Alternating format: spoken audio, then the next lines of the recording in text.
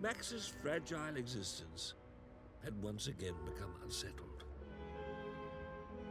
And after staring out of the window for 18 hours, he finally made a decision.